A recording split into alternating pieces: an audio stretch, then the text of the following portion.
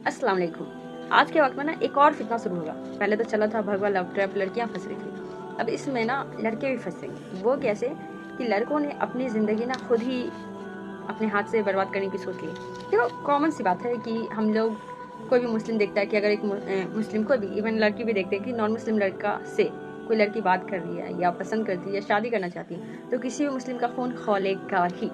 Common सी बात है, ये चीज़ I am agree with you, ये चीज़ कॉमन है। लेकिन क्या उसके लिए उस लड़की का वीडियो बनाना और इंस्टाग्राम पे फेक आईडी से उसका वीडियो को वायरल करना, उसकी इज्जत की धज्जियां उड़ाना ज़रूरी है क्या? क्या यहाँ तक करना सही है क्या?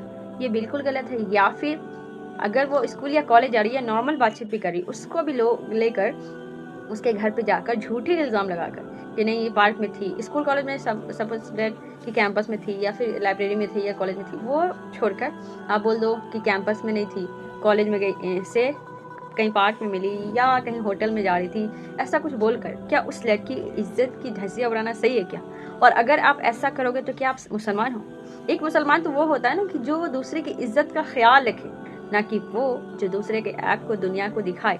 जो आज के वक्त में जो कुछ ठेकेदार हैं और इतने ठेके लिए हुए हैं कि उनकी खुद की बहन बेटियां बाहर घूम रही हैं किसी नॉन मुस्लिम के साथ, लेकिन वो दूसरे की बहन बेटियां जो नकाब पहनकर इंस्टाग्राम या फेसबुक चलाती हैं या फिर सही भी काम करी, उनको गाली तोड़ देते हैं और इस तरह की पोस्ट भी करेंगे कि हम भगवा लैपटॉप से लड़कियों को बचा रहे हैं। देखिए, अगर आपको बचाना है तो रियल में इस्लाह करें। इस तरह से किसी की वीडियो बनाकर सोशल मीडिया पर पोस्ट करके उसकी इज्जत की धज्जियां ना उड़ाएं। ये अगर हम भी चाहें तो हम भी सुबह से लेकर शाम तक 10 वीडियो बना लें, लेकिन मुझे भी लगता है कि इस तरह से लड़कियों की इज्जत की, आबरू की हिफाजत नहीं होगी।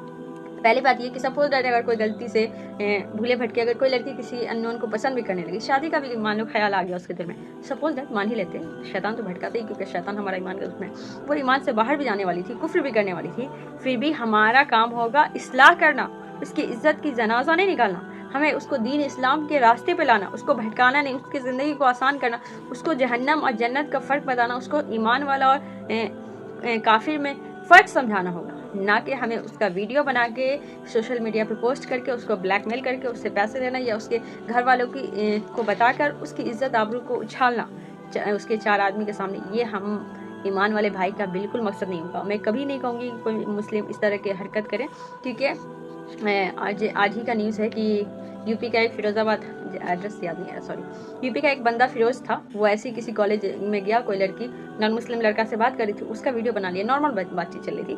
कभी कभी हम भी स्कूल कॉलेज में कैंपस में पढ़े, तो जैसे कभी कॉलेज में गए तो कोई कुछ पूछ लिया, इसके में बताइए तो लाइब्रेरी किधर है, इस तरह से पूछ लिया, ऐसी कुछ बात हुई।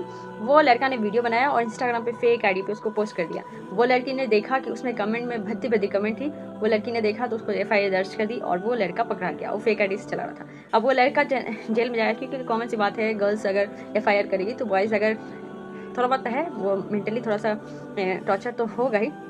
इस तरह से बॉयज़ मेंटली टॉर्चर होगा, फिजिकली टॉर्चर होगा। तो हम मुस्लिम लड़कियां के साथ साथ इसमें लड़के भी शामिल हो रहे हैं इसमें। तो इससे बचने के लिए, इस्लाह के लिए ये ज़रूरी है कि अगर आप किसी को देखें तो आप उसको समझाएं कि देखो बहन, ईमान वाले को पसंद करो, ईमान वाले के साथ रहो, ज़िंदगी अच्छी गुजरेगी। क्योंकि आज के वक्त में वैसा माहौल नहीं है। आज के वक्त में तो निकाह के बाद भी लोग छोड़ देते हैं और तुम मोहब्बत की बात करते हो, और लोग भूल जाते हैं कि मांग भरने वाले का भी एक दिन मन भर जाता है। जो इंसान मांग भरता है ना, ये सोच के कि हमारे यहाँ तलाक नहीं होता, उसका भी मन भर जाता है यार। ऐसे मर्द हैं ही ऐसे, चाहे वो किसी भी जाति का हो, किसी भी धर्म का हो, चाहे हिंदू हो, मुस्लिम हो। जो मर्द ना नस्ल उसका अच्छा नहीं होगा ना, तो वो किसी भी जाति का हो, किसी भी धर्म का हो, उसको अपनी बीवी से मन भर ही जाएगा। तो वो लाइन भूल जाओ कि हाँ इस्लाम में तलाक है, 3 तलाक है, तलाक दे देगा। क्यों तलाक देगा? अगर तुम वैसी रहोगी ही नहीं, तुम वैसी नेचर की नहीं रहोगी, तुम्हारे अंदर अल्हम्दुलिल्लाह अगर इतनी खूबियाँ होगी, तो तुमको क्यों तुम्हारा हस्बैंड, क्या तुम्हारे हस्बैंड को पागल कुत्ता काटे हुआ रहेगा कि वो तुमको तलाक देगा? कभी नहीं देगा, कभी नहीं देगा। कॉमन सी बात है। हम क्यों सोचेंगे कि हाँ मेरा हस्बैंड, अगर कोई मेरे बहकार है, मेरे कोई बोलेगा तुम्हारा हस्बैंड, तुम्हारे इस्लाम में 3 तलाक है, तुम्हारा हस्बैंड तुमको तलाक दे देगा, क्यों दे देगा? भाई ऐसे ही दे देगा, हलवा है क्या? अगर आप उस लायक रहेंगी तो आपको इज्जत ही मिलेगी, इज्जत इस्लाम की शहजादी को इज्जत मिलेगी। और क्या चीज़ है कि आप पसंद से भी शादी करती हैं तो इस्लाम के दायरे में रह के करती हैं, तो आपके घर वाले भी आपको इज्जत देंगे। तो ये चंद 4 दिन की खुशियाँ के खातिर, 4 दिन की झूठी मोहब्बत के खातिर भागकर शादी ना करें और ईमान वाले को पसंद करें, दाढ़ी वाले को पसंद करें। लेकिन तो चीज़ याद रखें कि तुम मोहब्बत की बात करते हैं, लोग निकाह के बाद भी छोड़ देते हैं। तुम सिर्फ निकाह की बात करते हैं, लोग जो मांग भरते हैं ना, उसका भी एक दिन मन भर जाता है। तो ये पॉइंट याद रखो, जो मर्द वैसा होगा ना, वो छोड़ ही के जाएगा, चाहे आप उसके लिए कितना भी कुछ कर दो। तो याद रखें, ईमान वाला सबसे बेहतर हमसफ़र है।